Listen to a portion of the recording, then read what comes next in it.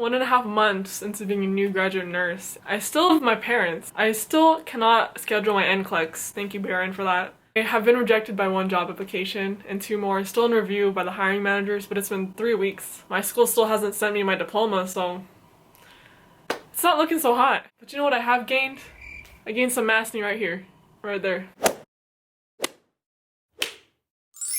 Hi there, if you clicked on this video, I'm assuming you're also a new graduate nurse or an aspiring one. My name is Jennifer. I'm a recent cum laude graduate nurse from insert university name here, and I am seeking a position in a critical care unit for the adult population. Sorry children, love you guys, but you guys make me sad. Clearly, my priorities were derailed ever since I got into my last few quarters of nursing school, when I got into the meteor subjects. And by meteor subjects, I really only mean critical care. I never really feel recovered after that, unfortunately. Hence why I've neglected this channel, hence why my last video was uploaded over 1 year ago.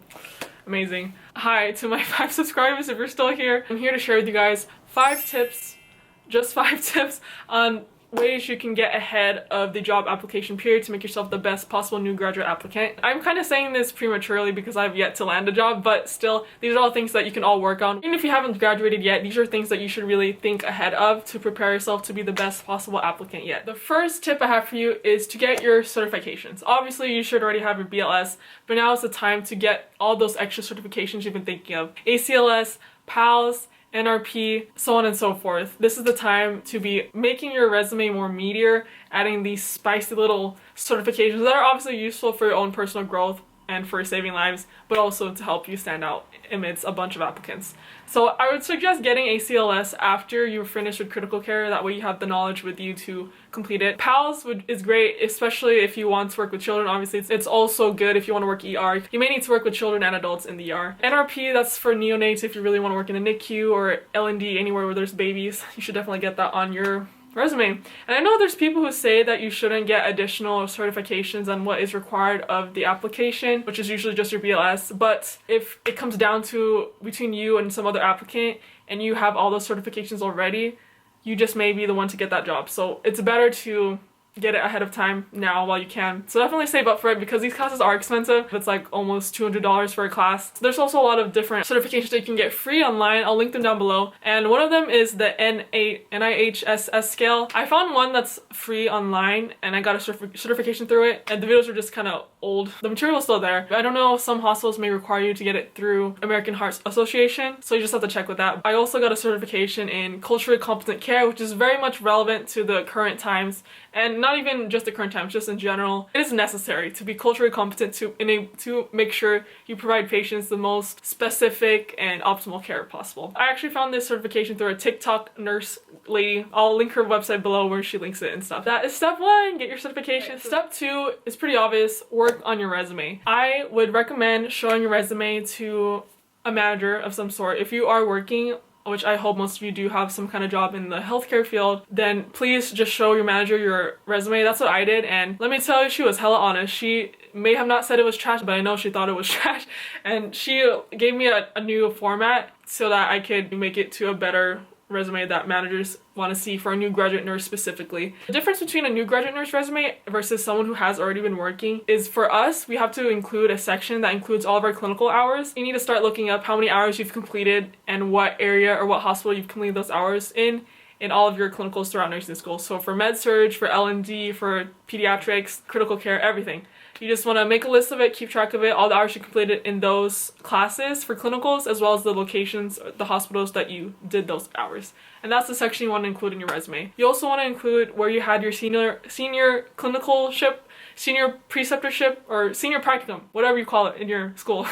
Have that also included in your resume in a separate section. Include where you had it, what unit, and how many hours you had. So these are all important, and I think what is the biggest difference between a new graduate nurse resume versus someone else who already has been working versus also someone who's also just in a different field in general. You'll also have the section where you'll include your certifications, like I mentioned earlier for your BLS, ACLS, as well as your nursing license. For me, I am still waiting to get the ATT number to schedule my NCLEX date. so I don't have my license yet. However, you can still include this in your resume. It's in progress, IP in progress, and expected whatever month you expect to be taking your NCLEX. And if you don't have a manager to look over your resume, ask your friends. It's more helpful to have a friend in your specific field to look it over. I've asked my friends with my previous resume before I showed it to a manager, and they also thought it looked fine. I also thought it looked fine. That's why it's important to have someone who actually works in healthcare for nursing, who is aware of what new graduate nurse resumes should look like. I would try to find someone in your faculty who has that experience, or even to try to get close to a manager on the unit you may be working on, just to be able to have someone honestly give you the best feedback possible for how you should have your resume. And my resume used to be 2 pages, but it's best to include it in 1. So don't think about the rules about 1-inch margins.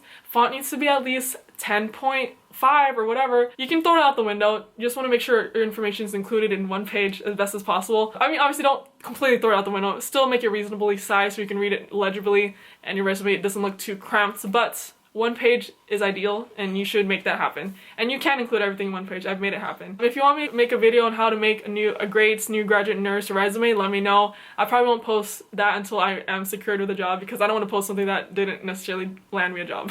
Tip number 3 is to start working on your cover letter. So this is different per hospital. I know some residencies don't require a cover letter. However, it is recommended that you do have it. It's recommended that you just make one, a general skeleton, and then you have to edit it per hospital you're applying to. There is no one-fits-all cover letter. There is no such thing, because every hospital has its own different values. Of course, you have the general like skeleton and build of it, of you selling yourself, but you also need to edit it to the hospital and the managers and the units you are applying to. You just can't copy and paste. Do not make that mistake, because that's an easy cut you out if you weren't paying attention to what you're applying to. What a cover letter is basically you writing a letter to the hiring managers of the unit you're applying on, the hospital you're applying on, and why they should hire you, as well as why you think you're a great fit for that hospital, so on and so forth. Most of the advice I've gotten from managers and people in general are that you should try to include a personal story. A personal story that also includes a strength of yours, whether it's from your clinicals, from your personal life. Let's say you speak multiple languages, so you could say that you were able to use that language with a patient in a clinical to help her through a situation and help her be more comfortable or receive the best possible care. Even personal stories, like maybe you had a lot of strokes in your family and you were inspired by how the nurses of this specific hospital took care of them, and why you want to be able to work with this hospital to be a part of that type of standard. Something that is obviously true, because if they actually read it, they might bring it up in your interview. If you get the interview, you don't want to be making it up on the spot. Let your manager or someone else you trust read it over, see if it sounds good. Make sure you edit your cover letter per different hospital you're applying to, and you include some type of personal story that includes your strengths and why they should hire you. Step number 4. This is to create a spreadsheet of the new graduate nurse residencies in your area that you're interested in applying to. I actually made mine during my 6th quarter when I was in critical care, and I just started looking around my area for residencies I'm interested in applying to once I do graduate. And actually also researched on Google, and I found a PDF of all the residencies per state. I'll include the link down below. This is really helpful in narrowing down where I wanted to apply and stuff. There's also different jobs that are open to new graduate nurses that you just have to research for yourself. When you have your spreadsheet, you just have it like a grid. For me, I put on the left side the different hospitals, and then every right separate column is like when the application dates are, what is required, like if it requires certain certifications, how long is the actual training, the website, what units there are available for you, what the hospital values, just so on and so forth. It's a really long spreadsheet. If you want me to make a video on that also, let me know, because I can. But this is just to help you get organized, to prepare you to keep in mind what you need to get ready for, such as getting your resume and cover letter ready for these specific dates, as well as getting all those certifications you need and getting the letter of recommendations you need. Definitely keep that in mind. Normally you need at least 2 letters of recommendation if you're working in general. Ask your manager, and then when you have your senior preceptorship, hopefully you leave a good impression on your preceptor that they'll be willing to write you a letter of recommendation. I think that's also the best way to get one, because they have seen how you work with the patients closely for a lot of clinical hours, and so I think they'd be a great person to ask for a letter of recommendation. Just have the spreadsheet on hand. When the time does come, you know where to go to pull all your information to make the most ideal application, and you're all organized for when you need to be able to apply for the different residencies. Just let me know if you want to make a separate video on this, because it's a lot to explain. Also keep in mind, some hospitals won't blatantly have a new residency out in the open, especially now with the COVID situation. A lot of hospitals have took it down, or they're just slowly reintegrating different jobs for new graduate nurses, but they won't have a specific nursing program,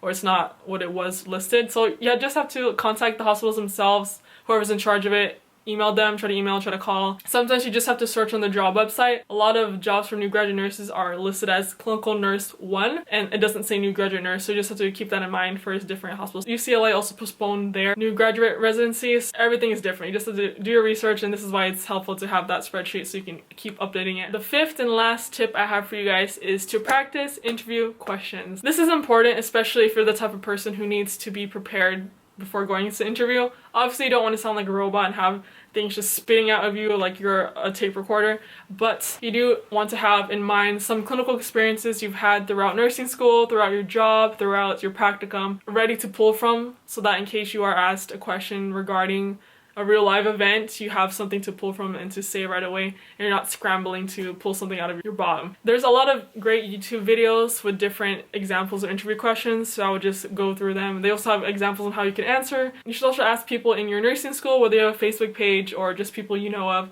how their interviews went, if you know they've applied to hospitals that you're interested in applying, what questions they ask them. Reach out to people. More than often than not, they're open to sharing with you, hopefully.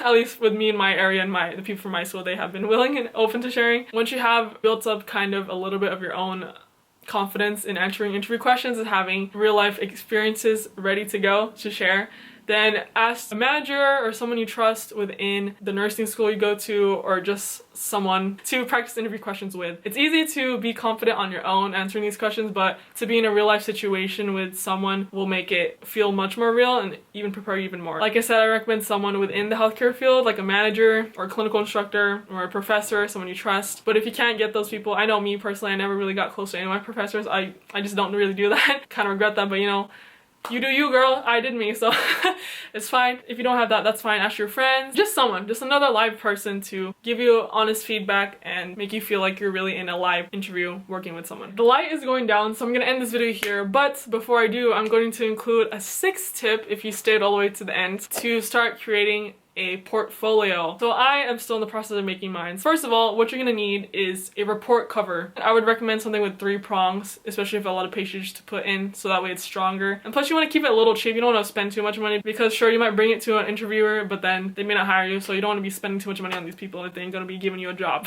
Some people have used like a really small binder. I feel like that's very unnecessary. As a new graduate nurse, you probably don't have as many pages to really fill it up. And what you'll have in the portfolio will obviously be your cover letter, your resume, your letters of recommendation, your references, just anything that pertains to you and your experiences as a nursing student, a new graduate nurse. A classmate ahead of me, she included, during our senior preceptorships, we have our preceptors write every day different daily evaluations. She included that because they put great feedback on her work, so that's something you can include if you have something similar to that. Skills checklist, I know I've had that for childcare clinicals as well as adult health clinicals. Awards you've gotten throughout school, and I can make also a separate video on once I complete it. If y'all are into that, just give this video a thumbs up, comment it down below. But it's good to have that in mind, or have that ready to go to give a physical copy to a manager. I feel like that'll make you stand out. Back to also cover letters and resumes, don't go with a regular format. Try to make it unique to you. Obviously not too crazy, but just unique. Like for my cover letter, I included a picture of myself. I know this, people might be a little about that, like, is that actually professional? I myself also like, is this okay? But I'd rather stand out than just be a regular business format cover letter, unless they're really specified to keep it that way. Usually I think they're pretty open to creativity, so definitely let that be known. Obviously don't go too crazy. Also the resume, just make it all go cohesive together, especially if you're making a portfolio. They'll be back to back, so you want to make sure they look decent together.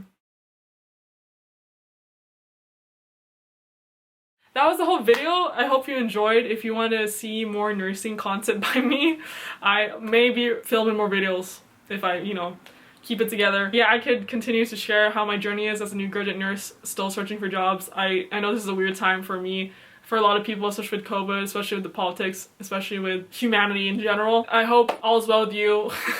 Yeah, but like I said, subscribe if you want to see more content. I can create more. Hopefully I will. Give it a thumbs up and comment down below what you'd want to see. Alright, peace and love. Bye.